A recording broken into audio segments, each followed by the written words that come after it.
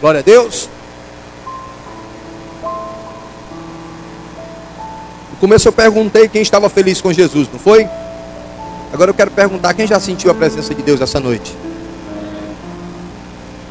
O nosso Deus habita, opera em nossas vidas de forma grandiosa, poderosa. E o tema da mensagem de hoje é a plenitude da igreja. Plenitude da igreja. Nós vamos ler um texto que está lá em Gênesis capítulo 1, versos 1 e 2. Você pode abrir sua Bíblia.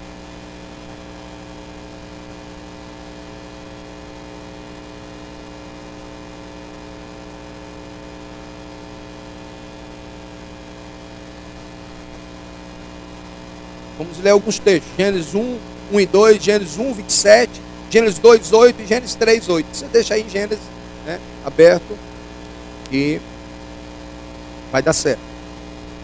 Amém? Todos acharam? Que achou, diga assim, ó: eu vou morar no céu. Tem alguém que não achou? Levanta a mão. Tem alguns aqui, diga assim: e eu também. Oh, aleluia. Eu creio. Amém? Eu estou crendo. Você vai para o céu. No princípio criou Deus os céus e a terra.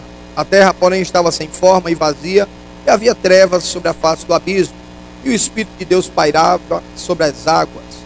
Agora o versículo 27.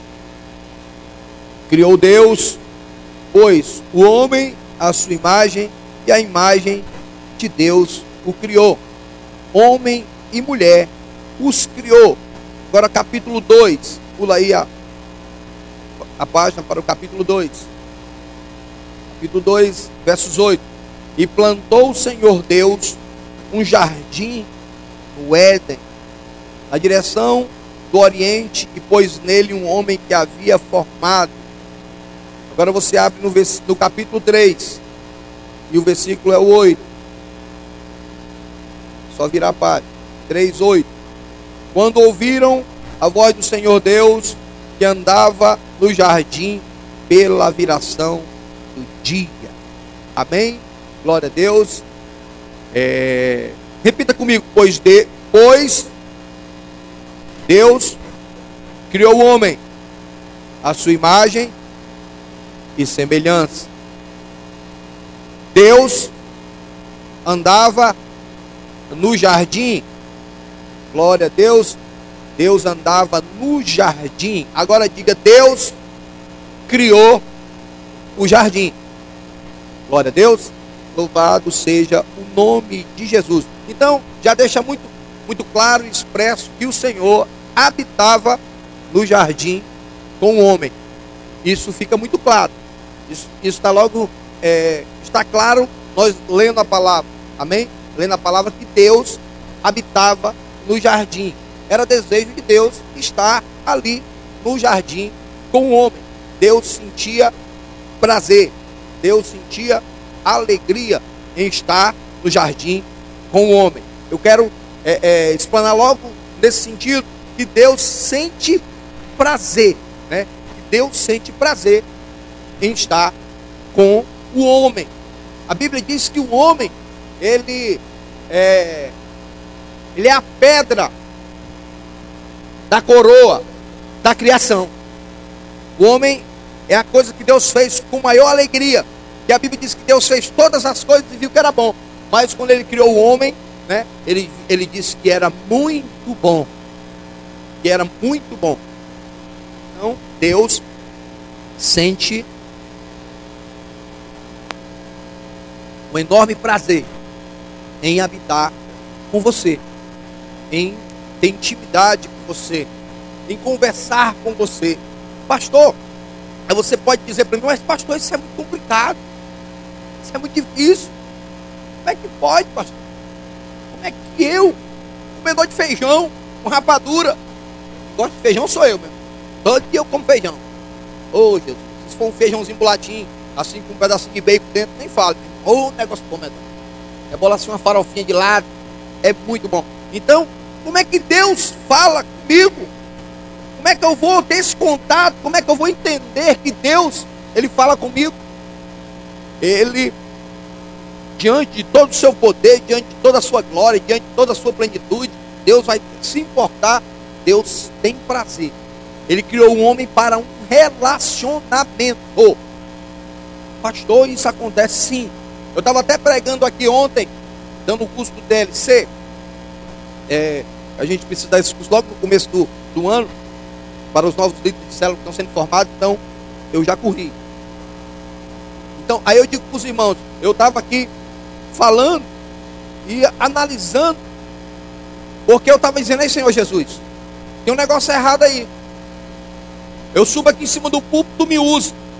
Tu usa a tua palavra rema. O que é palavra rema, pastor? É uma palavra revelada. Eu estou aqui pregando, Deus começa a mostrar. Deus começa a dizer. Deus diz assim, olha, eu quero falar com o Carlos. Então tu fala assim, assim, assado. É uma palavra revelada, é uma palavra rema, é uma palavra para a igreja. Aí eu digo, Jesus, tu tem feito isso aqui. Mas eu tenho ouvido muito pouco a tua voz. Aí sabe o que ele diz? Você tem me buscado pouco.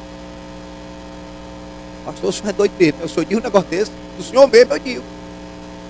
Aí eu digo comigo mesmo, crie vergonha na cara. Você quer ouvir a voz de Deus? Busque um relacionamento com Ele. Busque intimidade com Ele. Busque falar com Ele.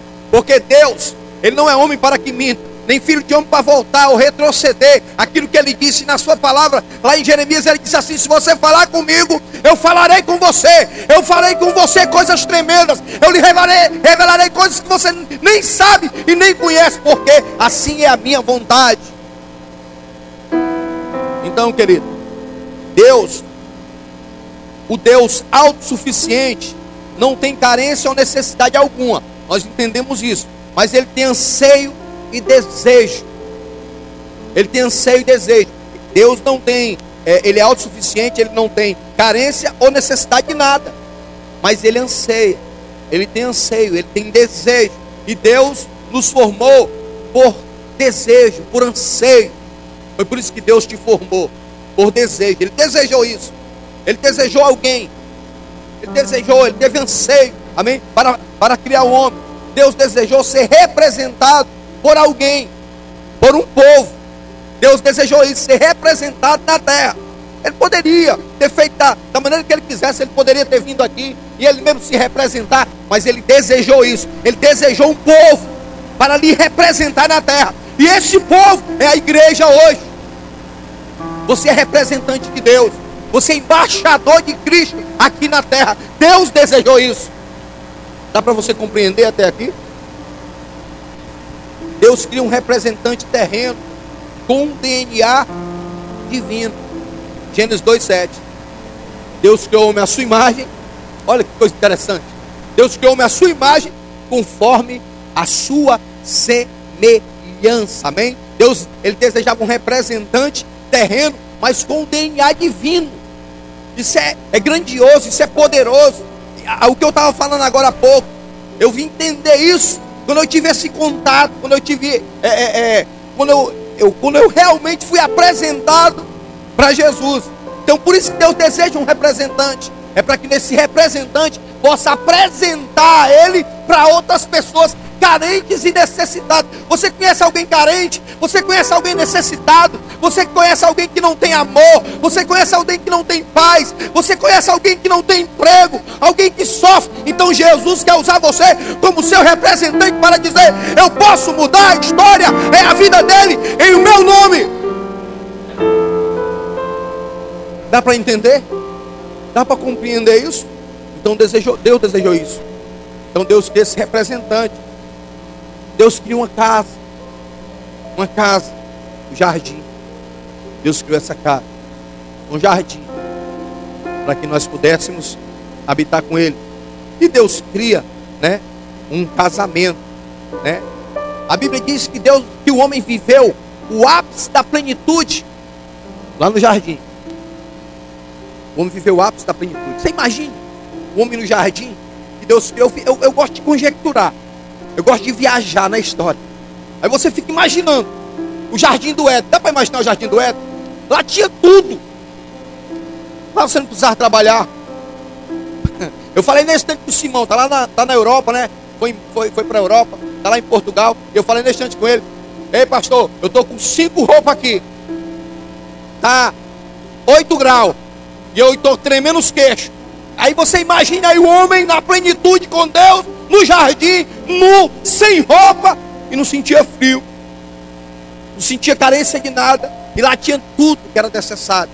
Então, e o mais importante, todos os dias, ele passeava com Deus. Eu fico imaginando o cara passeando com Deus, andando lado a lado com Jesus. Dá para imaginar, irmão? Quem já sentiu aqui, algum momento, o poder e a presença do Espírito Santo? Dá um glória a Deus aí. Isso é só o restício da glória. Porque a plenitude do Senhor é algo muito mais glorioso para a sua vida. É algo muito mais elevado. Deus tem um projeto, tem um plano muito maior para a sua vida. Deus tem algo tão extraordinário que você nem imagina. Eu fico maravilhado. Eu fico me coçando. Aconteceu algo comigo de segunda-feira para cá, que alguns já estão sabendo. Um acidente muito grave com a minha esposa. Meu carro quebrou. Mas eu disse que não ia falar sobre isso. Quem vai falar é ela quando ela vier pregar aqui. Ela vai estar aqui pregando. Domingo desse aí. Mas aí eu fico maravilhado com o mover do Espírito Santo, com o mover de Deus. Então, o homem viveu o ápice da plenitude. E depois do jardim, nós jamais vamos viver o ápice da plenitude. Isso vai ser só na glória. Isso só vai ser lá na glória, quando você for arrebatado. Aí você vai ser transformado em um corpo de glória. Você vai ter um corpo igual de Jesus. Você vai ser assim. Eu não sei nem como é que vai ser o seu corpo. Eu sei que vai ser um corpo de glória. Aí já dá para entender. Você vai andar em ruas de ouro, né? Paredes de jaspe. Meu irmão, a Bíblia diz que nem um olho viu, nem um ouvido ouviu, não subiu ao coração de homem nenhum o que Deus tem revelado para aqueles que o amam. Então Deus tem algo muito elevado. Deus tem algo muito poderoso. Deus tem algo muito grandioso. Vai muito além daquilo que você imagina nessa terra. Aí eu imagino ter uma Ferrari. Aí eu imagino ter um apartamento lá na beira-mar. Eu imagino ter uma casa de praia. Eu fui esses dias para uma casa de praia que eu achei muito bacana o local lá. Aí eu fiquei imaginando, eu com uma casinha aqui, que eu vinha passar uns dias aqui tomando banho de mar, comendo peixe assado. É muito bacana, é muito bom. Mas Deus tem algo muito mais elevado do que o que tem aqui nessa terra. Deus tem algo glorioso para você, meu irmão. Aí você pode estar imaginando, pastor, mas eu ando muito longe disso daí. Eu só tenho uma bicicletinha para andar. Eu como um ovinho com arroz e feijão e uma farofinha por cima. Não tem problema. Não tem problema. Deus não faz acepção de pessoas. A todo aquele que invocar o Senhor, todo aquele que entregar a sua vida para Ele, vai viver lá na glória a plenitude do Espírito Santo. Vai viver a plenitude de Deus. E vai viver aqui também. De uma certa forma. Vai viver de forma grandiosa e gloriosa. Porque não precisa de muito não, irmão. Eu dizia muito isso quando eu era novo convertido. O crente não precisa de muito não. Ele precisa de uma meia horazinha de oração por dia. E o resto é com o Espírito Santo. Ele vai te alimentando. Ele vai te confortando. Ele vai te alegrando. Quantas e quantas vezes eu estava entristecido por algum problema, por alguma situação, e o Espírito Santo chegava e me tomava. E eu dentro do meu quarto começava a chorar na presença de Deus. E os problemas sumiam. E tudo parece que desaparecia. Então Deus tem 3 anseios que se observam aqui. E a antiga aliança se manifesta nisso. O pai anseia uma família. Guarde isso, grave isso. O pai anseia uma morada na terra. Amém? O pai anseia um casamento, uma esposa para o filho. Porque Deus criou o homem, mas depois Ele criou Eva, da costela de Adão, e fez uma mulher que lhe correspondesse, que lhe fosse idônea, que ele amasse. Eu quero dizer uma coisa para vocês. Não sei se a minha esposa está aí, ou se ela está lá fora. Ela está ali. Mas eu digo isso para vocês. Faz 3 dias. E quando eu vi isso hoje, que coisa maravilhosa, Jesus. E eu parei para pensar com todos os problemas que nós vivemos, que nós temos, que todo casal tem. Mas aqui dentro do meu coração, quero dizer, ela está ali. E eu quero dizer, minha filha, como eu sou apaixonado por você. como eu vejo Cristo, a relação de marido e mulher. E isso forte no meu coração, para me chegar para minha esposa e dizer: eu não sei viver sem você, eu não consigo viver sem você, porque isso é uma relação que foi Deus que criou e foi Deus que fez. Mas tem pessoas que não entendem que isso está correlacionado com a igreja, com Cristo e a igreja, com o noivo, com a noiva. Lá na frente você vai ver o que denota isso. Mas isso é algo tremendo, isso é algo glorioso. Então Deus tem esses três anseios: criou o homem à sua imagem, ansiou morar conosco e dar uma esposa ao homem. Deus, ele ansiou isso, porém o homem, em toda a antiga aliança, fracassou em cumprir o seu propósito eterno. O homem fracassou, até que Cristo veio, venceu a morte, o diabo, e estabeleceu a sua igreja e restabeleceu o seu propósito original aqui na terra. Então Jesus, ele restabeleceu esse propósito original, né? Deus, interessante que no Antigo Testamento Deus mandou construir um tabernáculo, porque Deus queria habitar com o homem. Entenda isso, irmão, entenda isso, isso fica gravado no seu coração. Deus, ele quer habitar com você. Por isso que muitas vezes o cara diz assim: não precisa ir à igreja para ser crente. Realmente não precisa. Você pode crer em qualquer coisa. Você pode crer numa ferradura, você pode crer no pé de coelho, você pode crer até no diabo, pode crer no que você quiser. Você realmente não precisa vir à igreja para você crer. Mas eu quero dizer uma coisa para você: mas para você estabelecer intimidade, para você estabelecer relacionamento com Deus, você precisa estar reunido como igreja, porque Jesus, ele deixa muito claro: eu sou a cabeça da igreja e nós somos o corpo. Esse corpo está unido, entrelaçado, e um depende do outro.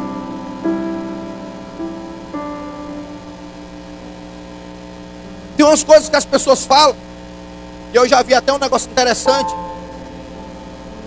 Eu vou dizer aqui, vocês vão me chamar de doido, mas eu vou dizer. O Oscar Duarte, ele dizia, e vocês diziam, todo mundo ri. Teve uma festa, né? Não teve uma discussão do corpo. Aí o coração são mais importante. Eu bombei o sangue. Se eu não bombear o sangue, você morre. Aí o outro: não, eu sou o rim, eu oxigeno, né? O corpo, o sangue. Aí o olho: não, mais importante sou eu, que se você não vê, você não anda para canto nenhum, você sai batendo nas paredes e tal. Aí o pulmão disse: mas se não tivesse eu, você não respirava, e papapá. Escute aí, para você entender que o menor que está aqui, ele é importante no corpo. Aí o cara lá embaixo disse assim: vocês ficam todo mundo quieto aí, porque se eu me trancar aqui, morre todo mundo. Sabia que vocês iam rir, rapaz, o pastor é doido, mas é verdade. O que eu quero falar com isso? Que até esse espelhinho aqui do nariz, ó, até esse espelhinho aqui, ó, faz parte do seu corpo, para você não gripar, é para você não inflamar a sua garganta. Eu vivo com a garganta inflamada, porque eu gosto desse espelho. É invocado, né? Negócio. Deus está falando de corpo, está falando de igreja. Olhe para o irmão que está do seu lado e diz assim: irmão, você faz parte do meu corpo. Oh, aleluia. Agora você olha para ele e diz assim: irmão, eu preciso de você. E pergunta: você precisa de mim? Quem está entendendo até aqui a mensagem? Nós somos um corpo. Jesus é a cabeça. Amém? Então, ele restaurou o propósito original. Deus quer habitar com o homem. Ele quer habitar com você. Lucas 4,18 diz assim: o Espírito do Senhor está sobre mim. Está sobre mim. Isaías também fala sobre isso. É pelo que ele me ungiu para evangelizar os pobres, e enviou-me para proclamar libertação aos cativos e restauração da vista aos cegos, para pôr em liberdade os oprimidos. Tem que correr. Jesus veio restaurar, veio restabelecer. Restaurar significa shadash, fazer de novo, voltar ao propósito original. Isto significa restaurar. Vou ler de novo. Restaurar significa shadash, fazer de novo, voltar ao propósito original. Cristo veio para reconstruir o propósito original de Deus para a vida do homem. Nós precisamos entender isso. Nós precisamos compreender isso. Jesus veio restaurar e cumprir, como eu disse no início, os anseios do Pai. O Pai anseia esse relacionamento. Ele anseia isso. Colossenses 1,19, porque aprove a Deus que nele, Cristo, residisse toda a plenitude. Em Cristo residisse toda a plenitude. Dele habita todo o poder, soberania, glória. Amém? Em Hebreus 2, ele diz que ele aniquilou aquele que tinha o império das trevas. Ele aniquilou o diabo, ele aniquilou o inferno, ele expôs a vergonha eterna a Satanás e seus demônios, para que a igreja fosse plena, para que você fosse pleno, para que você fosse cheio do Espírito Santo e vivesse uma vida regalada de bênção na presença de Deus. Se você não está vivendo isso ainda, mas eu quero dizer para você, tem uma ordem de Deus essa noite, para Deus restaurar, para Deus restituir, para Deus restabelecer o propósito original para a sua vida, em nome de Jesus. Ora la manai te carabá, shei manara la bajaia. Glória a Deus. Em Cristo está a plenitude de Deus. Deus Pai coroa Cristo com glória e poder. Em Cristo está a essência de Deus.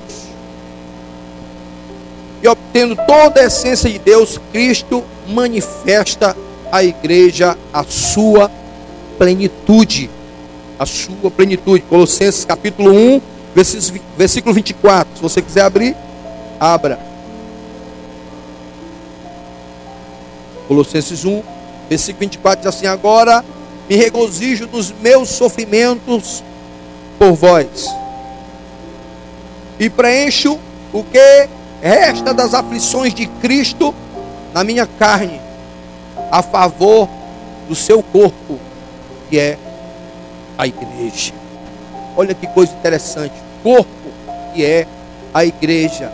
Ele diz, eu vou dizer aqui de novo: e preencho o que resta das aflições de Cristo na minha carne. Olha o que o apóstolo Paulo diz isso: a favor do seu corpo, que é a igreja. Olha só a colocação do apóstolo Paulo aqui. Aí ele diz no versículo 9 do capítulo 2: porquanto nele habita corporalmente toda a plenitude da divindade. A igreja foi estabelecida, para ser a plenitude de Cristo. Entenda isso. Você foi estabelecido para ser a plenitude de Cristo, para viver as bênçãos determinadas por Deus para a vida do ser humano. Nós sabemos que o mundo é um caos, e nós reclamamos porque Deus permite isso e Deus permite aquilo. Mas, queridos, eu costumo dizer,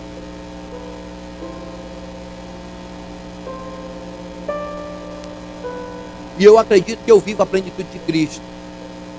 Porque aqui acolá, rapaz, o senhor viu aí, o fulano de tal morreu, mataram o fulano, mataram o ciclano, queimaram o cara ali. Aí eu costumo dizer, se ele estivesse na igreja,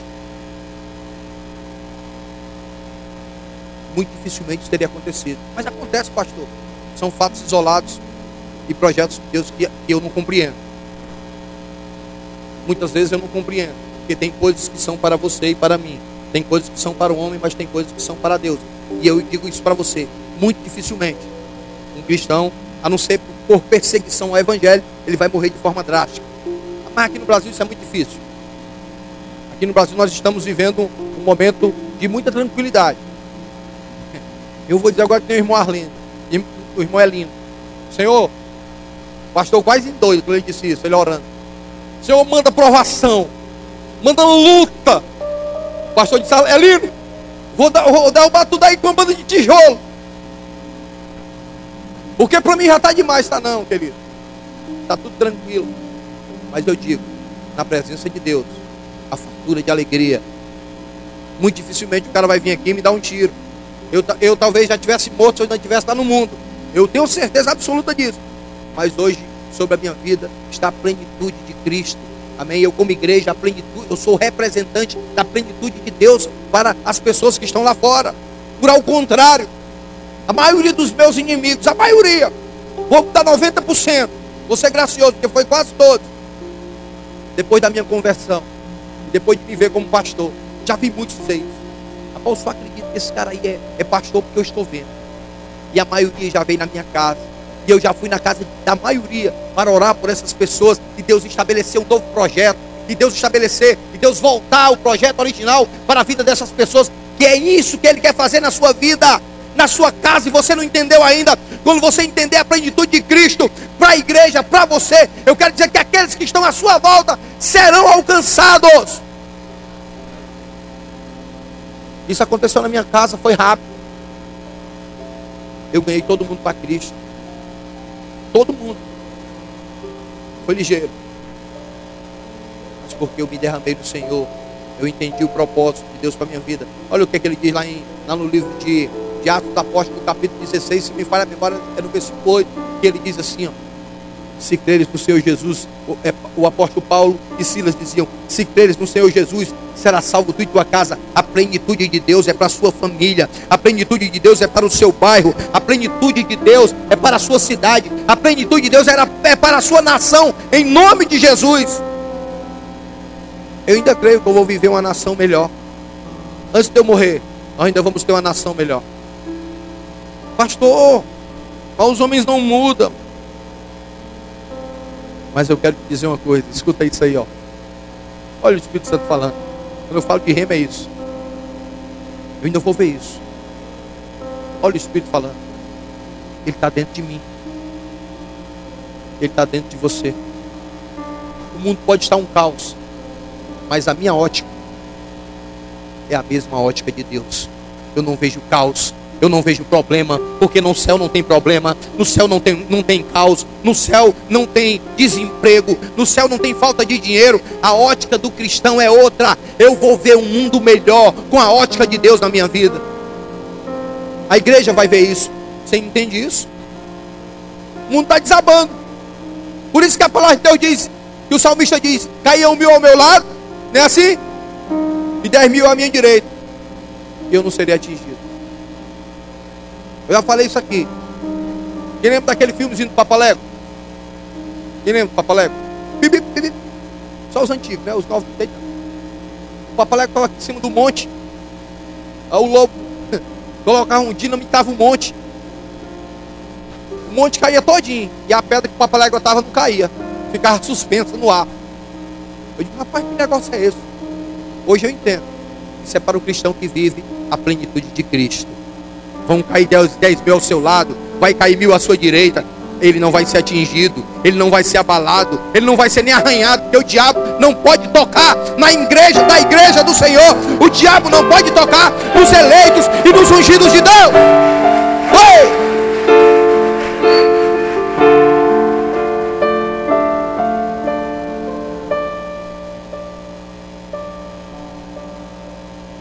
Amém? Ele não pode tocar.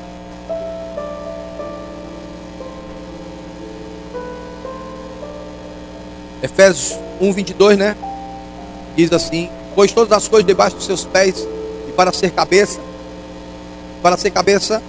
sobre todas as coisas, o deu à igreja, o qual é o seu corpo, a plenitude daquele que a tudo enche em todas as coisas. Oh, coisa maravilhosa. O qual é o seu corpo, está falando de igreja, a plenitude daquele que a tudo enche em todas as coisas. Queridos, a igreja é a plenitude de Jesus. A igreja precisa começar a viver isso, entender isso. Eu sempre bato nessa tecla. Algumas vezes eu falo sobre isso. Você precisa esquecer um pouco do que está à sua volta, do que você precisa, do que te é necessário, quais são as suas necessidades. Quando a palavra deixa muito claro, Abacuque falou sobre isso, o apóstolo Paulo falou sobre isso, e ele diz assim, ó: o justo viverá por fé. O justo viverá por fé. Eu fui convidado para pregar lá em Cascavel, dia 26, um domingo. E Deus já me deu a mensagem. A mensagem foi essa: o justo viverá por fé. Lá em Hebreus 11. A fé é o firme fundamento das coisas que se esperam. E a convicção, a certeza daquilo que não se vê. Meu irmão, eu tenho visto tantas coisas.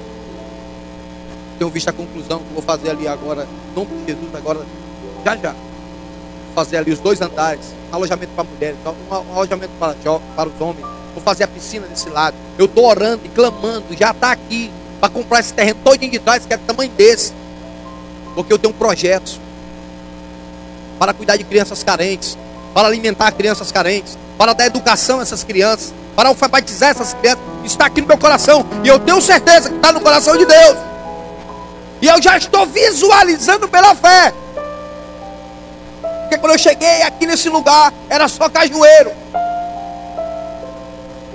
E hoje nós estamos aqui com essa igreja cheia de pessoas, glorificando, cultuando a Deus, com o tempo terminado, né?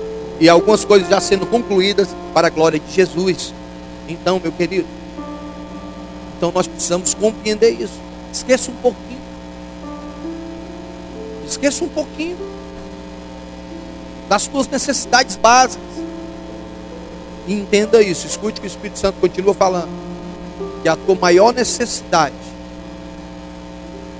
é a presença de Deus na tua vida. Porque você pode perder tudo. Eu não me lembro quem foi que disse isso. Não sei se foi o apóstolo Paulo. O Senhor me tira tudo. Foi o salmista Davi. Me retira tudo. Só não me retira a tua presença. Eu não sei viver sem ti. Eu não sei viver sem a tua presença. Você quer ver um crente triste? É quando ele não está orando. É quando ele não está buscando. Mas você quer ver um crente alegre? Ele anda igual aqueles cordeirinhos. Eu sempre uso isso aqui, né? A Aninha, quando era pequena. Cadê a Aninha? Ela tá aí? Ela tá lá em cima com as crianças. A Aninha, quando era pequena, ela andava assim, ó. Era direto. Eu digo, que negócio é esse? A criança é alegre. O pastor César é meio maluco, né? Eu sou maluco e meio. Não existe crente normal não, meu irmão. Todo crente é doido. Doidinho para ir para o céu. Eu sou um. E eu tenho certeza que tem 2 pessoas que vão para o céu. Eu sou a primeira, cadê a segunda? Olha aí, ó. É assim. Então, você precisa entender isso. Que é Deus que vai suprir suas necessidades, querido. E o mundo pode desabar. Eu nunca vou esquecer. Eu me lembrei disso essa semana e estou me lembrando agora de novo. Eu nunca vou esquecer daquela cena. Vocês lembram daqueles navios que estavam atravessando o oceano para entrar na Europa? Um monte de gente refugiada e um monte de gente morrendo afogada. Quem lembra disso? Famílias inteiras foram dizimadas. Eu nunca vou esquecer daquela cena. Até porque o Espírito Santo está falando comigo. Tem gente que está preocupado com a conta da energia. Se cortar a minha energia, liga uma lamparina, meu. Quando eu era menino lá em casa só tinha lamparina. E se cortar a água, vai lá no chafariz, meu irmão. Quando eu era menino eu trabalhava direto, enchendo os potes, enchendo a tina, para nós tomar banho. Não tinha chuveiro não. Era água gelada de tina. E o pote. E uma quartinha. E não tinha energia não. E não tinha geladeira não. E não tinha nem café, era pão com quissuque. E eu achava bom demais. E tinha meio pão dentro de um copo de quissuque, molhava o bicho todinho e ficava assim, ó. Negócio bom medonho. Mas os irmãos hoje, não vou comer não tem queijo aqui de manhã. Só tem pão com café. Vamos se converter, meu. Entregar a vida a Jesus. Esqueça disso, querido. Se você tiver Jesus, vai tudo dar certo. Essa frase é do Elivelto, vai dar certo. Só dá certo com Jesus. Só com Jesus. Pode ser o Mel, o Elivelto, o João, o Antônio. Vai dar certo. Não dá. Mas com Jesus dá. Pode estar faltando tudo. O pastor Júnior disse aqui, né? Não foi o que ele disse? Ainda que a figueira não floresça. Eu nem lembro o que foi que ele disse. Ele disse que a energia pode ser cortada, né? A internet pode ser cortada. Mas todavia, eu me alegrarei no Senhor. Exultarei no Deus da minha salvação. Amém? Então, as bênçãos espirituais são para todos os recursos. As bênçãos espirituais são... Se ele quiser colocar aí. As bênçãos espirituais são todos os recursos que Deus Pai nos deu em Cristo Jesus, por intermédio do Espírito, para que nos tornemos e cumpramos aquilo que originalmente Ele nos criou para ser e fazer. Então, essas bênçãos está aí, as bênçãos espirituais são todos os recursos que Deus Pai nos deu em Cristo, por intermédio do Espírito Santo, para que nos tornamos e cumprimos aquilo que originalmente Ele nos criou para ser e fazer. Então as bênçãos estão sobre você, para você ser e fazer. Aí você imagina o que é esse ser e fazer. Em primeiro lugar, o que é?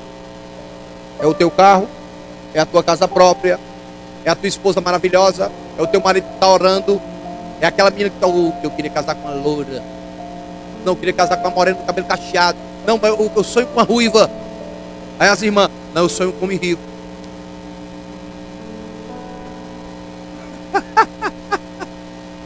No caso com o prometão, nem eu não, viu? Estou brincando, querido, estou brincando. Em primeiro lugar está o reino de Deus e a sua justiça, e as demais coisas vos serão acrescentadas, irmão. Deus é fiel. Deus é fiel. Deus é maravilhoso. Ele vela, Ele ama as pessoas. Ele ama as pessoas. Amém? Então o Pai, eu disse lá atrás, o Pai anseia uma família. Efésios 2,19. Assim já não sois estrangeiros e peregrinos, mas concidadãos, né, dos santos, e sois membros da família de Deus. Amém? Sois membros da família de Deus. Olha o que ele está dizendo aqui, ó. Seremos uma igreja plena quando cumprimos o propósito de sermos uma família espiritual. Aí eu vou dizer uma coisa para vocês aqui. Quem quiser ficar chateado comigo, fica. Vou ler de novo para você entender. Seremos uma igreja plena quando cumprimos o propósito de sermos uma família espiritual. A segunda coisa é ser família, é ser leal. Mas voltando para a primeira, amém? O propósito de sermos uma família espiritual. Você está sendo uma família espiritual quando você só está aqui no domingo? Quando você não participa de nada na igreja? Porque nós temos muitos eventos aqui na igreja. Nós temos células, nós temos Tadel, nós temos oração. Quero dizer uma coisa para vocês aqui, ó. Nós estamos tendo oração dia de terça, dia de quinta, dia de sábado de manhã e dia de domingo, às 5 da tarde. Dia de terça, 9h30 da noite até as 10. Dia de quinta, 9h30 até as 10. Dia de sábado de manhã, de 5h30 até as 6. Temos Tadel na terça-feira, amém? Temos células na quarta, temos células na quinta, temos células na sexta. E agora estamos dando o curso de DLC. O curso é para líderes de célula, para aqueles que querem ser líderes de célula. Daqui a pouco o Carlos vai começar o dele aí. Introdução à Bíblia, não é isso? Eu peço até desculpa aí o Carlos, mas eu tinha que fazer isso porque os filhos precisavam de formação, né? Mas precisa de Bíblia também. Bíblia, precisa de Bíblia. O Carlos é o cara da Bíblia. O homem é bom. Mas para ser pleno, amém? Para ser uma família espiritual, você precisa estar junto. E é desleal. É muitas vezes desleal. Vou ser sincero com você. Tem pessoas que chegam para mim, eu já até mudei o conceito. Eu ajudo a todos, mas eu preciso ser leal. Tem aquele irmão que está comigo direto. Tudo que eu preciso, ele está aqui. Não perde nada. Não, ele não perde nada e não só isso. Mas tudo que eu preciso, ele está aqui do meu lado. Mas tem aquele que não vem, que não participa, que não quer. Aí o que é que você acha que eu devo fazer? Aí os dois estão precisando de mim. Eu vou para onde? O que é que vocês dizem? Eu vou para ela. Até porque eu preciso da honra. Isso é que significa honra. Tem gente que acha que honra é sentar aqui numa tribuna, é ficar ali. Não. Tem gente que entende isso. Não, meu irmão. Honra é honrar. Lealdade é ser leal. Então nós precisamos ser leal. Família chora junto, come junto, adora junto. Ser família é manifestar comunhão. Ser família é aprender uns com os outros. Deus está falando de igreja. Ser família é aprender uns com os outros. Amém? Desfrutarmos do vinho novo em 2020 como família.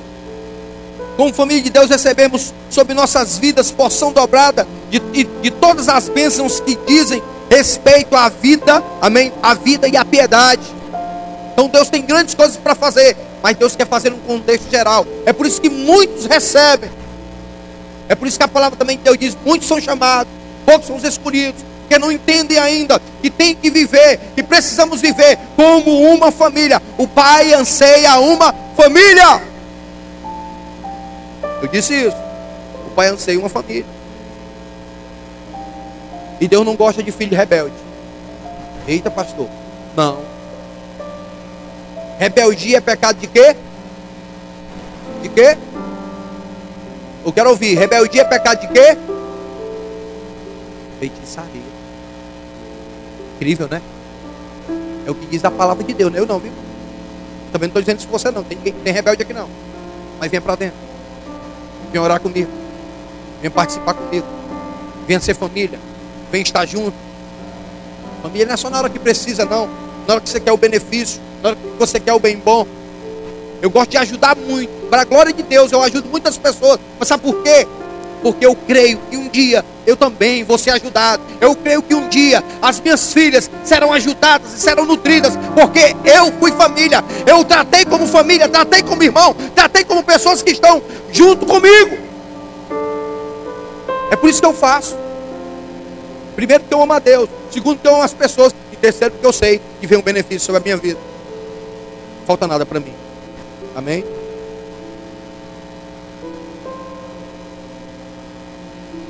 Nós somos uma igreja distribuída. Nós não temos redes, mas nós somos uma igreja distribuída em redes, em células. Amém? Em células. Amém? Mas sempre juntos. Celebramos sempre juntos. Todo final de ano tem festa das células. Tem confraternização. Mas eu sempre digo: ei, junta essa célula com aquela célula ali, ó. Lá vem a comunhão. Junta com aquela outra ali, que aquela ali é menor, tu é maior. Vai lá. Nós somos uma família, queridos. Aqui eu ligo, eu boto no grupo da liderança. Estou precisando de uma cesta básica. Estou precisando de 2 cestas. Já falei essa semana. Estou precisando de 2 cestas. Não é para ninguém daqui. Mas é do irmão lá da Deus e Amor. Vou dizer até o nome. Lá da Deus e Amor. Está passando necessidade, está sofrendo. Pastor, se alguém interpelar, mas pastor não é da nossa igreja. A igreja de Cristo, ela é universal. Não é universal do reino de Deus. É universal. É a igreja universal. Nós somos um só povo. Nós vamos abençoar aqueles que estão perto. A Bíblia diz: começai primeiro por Israel. Abençoa primeiro os da família da fé. Amém? No começo da minha fé aqui, tinha igrejas maiores do que nós aqui. Eu ajudei muitas vezes com som, com equipamento, que a própria igreja, a sede da própria igreja não liberava. Eu digo: não, irmão, pode vir aqui levar. Sabe por quê? Porque eu trabalho em prol do reino. Eu sou família de Cristo. Deus anseou uma família. Meu Deus, faz dar tempo, Jesus. Amém? Fique de pé. Você vai ter 1 minuto de conexão. Você vai sair do seu canto. Você vai para perto de alguém que você não tem intimidade. Não fique com quem está perto de você, não. Com quem você está todo tempo junto, não.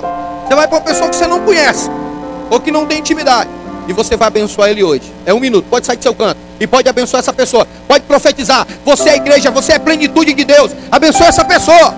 Ore por ela agora. Diga algo para ela. Oh, aleluia.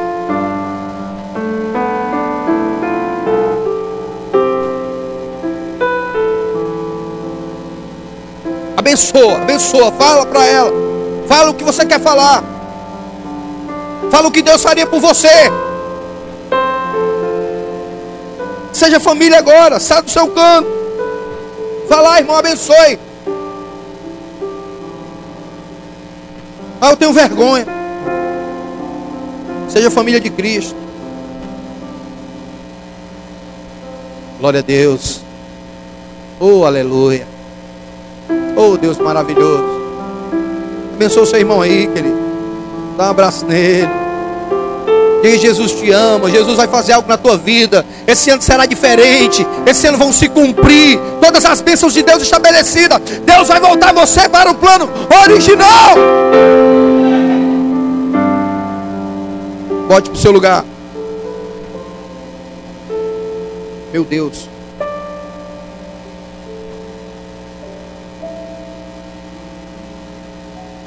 O pai anseia uma esposa.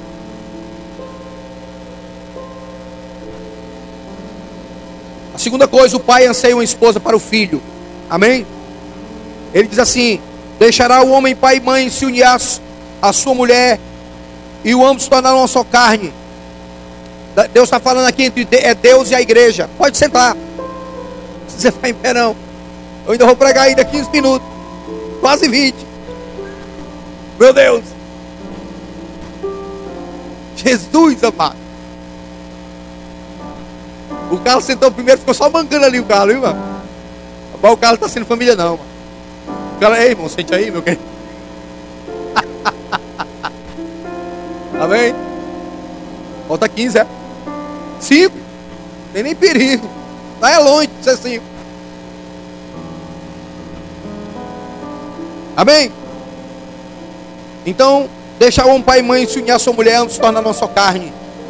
Deus e a igreja, para apresentar a si mesmo, igreja gloriosa, sem mácula, sem ruga, nem coisa semelhante, porém santa e sem defeito. Eis que porque deixará o homem seu pai e sua mãe, e se unirá a sua mulher, e se tornarão dois uma só carne. Grande é esse mistério, mas eu me refiro a Cristo e a igreja.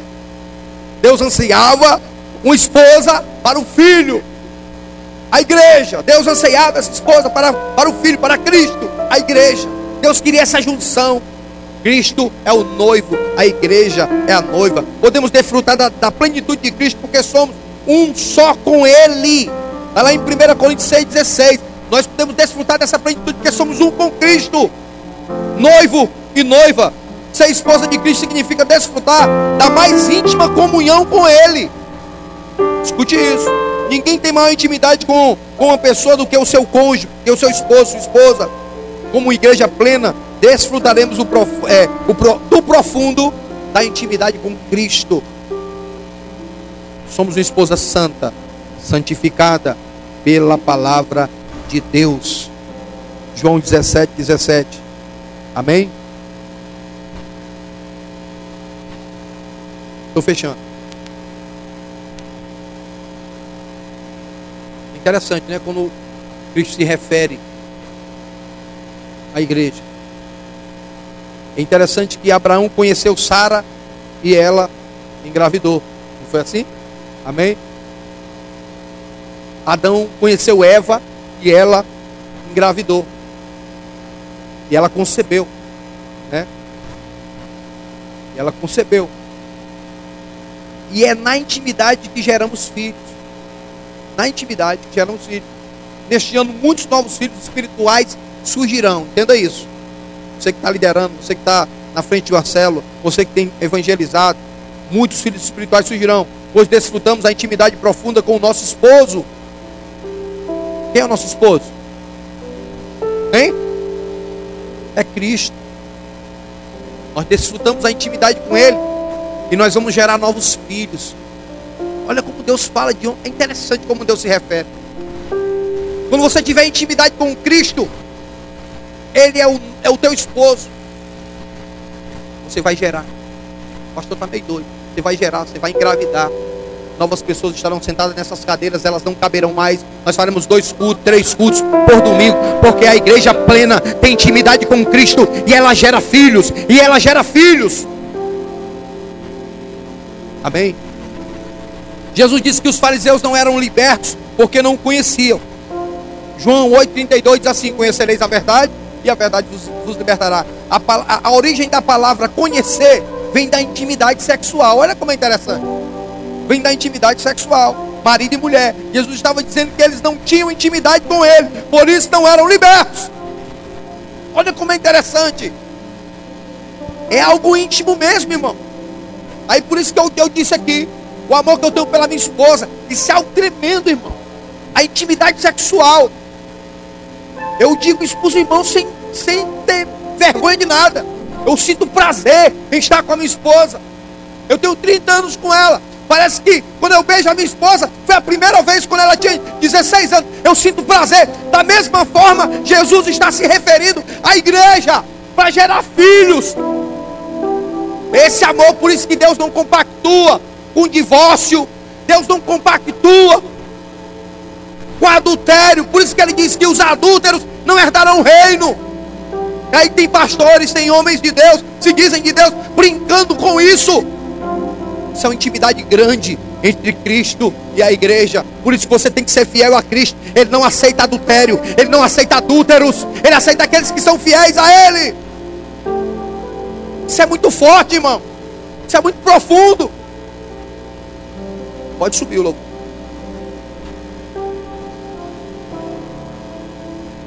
Aí já está aqui. É porque eu vi a pastor Daniel saindo ali, eu digo, fala, meu Deus. Estou doido mesmo, né? Oi. Rapaz, vocês. É por isso que o irmão Carlos diz assim, eles já estão aqui, ó. Estão putando para descer, né? Amém? Queridos, em 2020 seremos uma igreja cada vez mais livre do pecado, do mundanismo, do fracasso, das doenças e do diabo, porque seremos uma esposa íntima com o marido, com Cristo. Através da nossa intimidade com Jesus, nossos parentes serão libertos. Quem crê nisso? Mudaremos a fibra moral da nossa cidade e no nosso estado, através da nossa intimidade com Jesus. Vou dizer uma coisa para você: através da sua vida, muitos destinos serão mudados. Você crê nisso, meu irmão? Eu creio. Santifica-nos na verdade. Santifica-nos na verdade. A tua palavra é a verdade. Jesus é a palavra. Amém? O Pai anseia uma casa para o seu espírito. Vou fechar. Amém? Eu tenho que terminar. Habitar com eles. Efésios 2, 21, 22. No qual todo edifício bem ajustado cresce para santuário dedicado ao Senhor. No qual também vós juntamente estáis sendo edificados para a habitação, casa de Deus no Espírito. Vós, está falando de igreja. Vós juntamente estáis com eles sendo edificados para a habitação. Ele está falando de igreja. Ele está falando que vai habitar na igreja. Ele está falando que vai habitar em você. Ele vai manifestar a plenitude na sua vida. Eu quero dizer para você, no passado Deus andou com os homens no jardim do Éden, mesmo Adão vivendo toda a plenitude, ele andou com Deus. Enoque andou com Deus. Mas eu quero dizer uma coisa para você: hoje Deus vai habitar dentro da igreja, dentro da casa. Você é a casa, a plenitude de Deus sobre a sua vida. Deus não vai andar lado a lado com você, Ele vai andar dentro de você. É por isso que a sombra de Pedro curou. É por isso que os apóstolos oravam e os demônios saíam, porque Deus estava dentro deles. Deus está dentro de você. Aleluia. Ora labachuramanai. Somos casa de Deus. Amém? Não somos visitados, mas habitados pela glória do Espírito. Deus fala dentro. Somos casa de Deus. Ser morada do Espírito Santo é ter unção que despedaça todo jugo. Tem um trechinho aqui que eu coloquei para falar de Daniel, mas não dá tempo. Eu fico imaginando, Daniel só podia estar drogado. Quando Daniel viu aqueles manchares, comida de todo jeito, e o cara foi comer tomate, abobrinha, ah, meu Deus do céu, repolho, alface. Mas a Bíblia diz o quê? E lá na frente, o semblante de Daniel era mais glorioso do que o semblante de todos aqueles que desfrutaram dos manjares do rei, dos manjares do mundo. Isso não é para você, porque o Espírito Santo está dentro de você e habita na sua vida, em nome de Jesus. Esse ano será diferente para você, meu irmão. E para fechar, Hebreus 13:6. Cristo, porém, como filho em sua casa, a qual casa somos nós. Amém? Somos nós. Voltando. Deus hoje quer habitar dentro de você. Quero dizer para você que não entregou a sua vida a Jesus ainda. É automático. Quando você entrega a sua vida a Jesus, a Bíblia diz que Ele passa a habitar dentro de você, na pessoa do Espírito Santo. Na pessoa do Espírito Santo. Então Jesus passa a habitar dentro de você. Amém? Ser morada do Espírito é ter a plenitude de Cristo sobre a nossa vida. Amém? Glória a Deus. Isso é extraordinário. Quero dizer uma coisa para você. Você imagina quando você chegar lá no céu, Moisés, que fez toda aquela peregrinação, Enoque, que andou com Deus. Você imagina quando você chegar lá na glória, Moisés chegando para você, dizendo assim: e aí, Gabriel, como foi, cara? Como foi esse negócio de ter Deus dentro de tu? Deus morando dentro de você? Como foi? Como foi sair dele? Como foi essa glória de ter Deus andando dentro de você? Moisés vai lhe perguntar isso, Enoque vai lhe perguntar isso. Aí você vai dizer: meu irmão, era algo inestimável, era algo glorioso, a presença era coisa poderosa, Deus dentro da minha vida era coisa grandiosa. Eu orava e o cego via, eu orava e o aleijado andava, eu orava e o endemoniado era liberto, o demônio corria. Deus está dentro de você. Deus está dentro de você. Aleluia. Colossenses 2:9. Porquanto nele habita corporalmente toda a plenitude da divindade. Amém? Iremos viver a plenitude da igreja, pois somos uma família para Deus, uma esposa para o Filho que é Cristo, e uma morada do Espírito Santo. Aplauda Jesus, aleluia!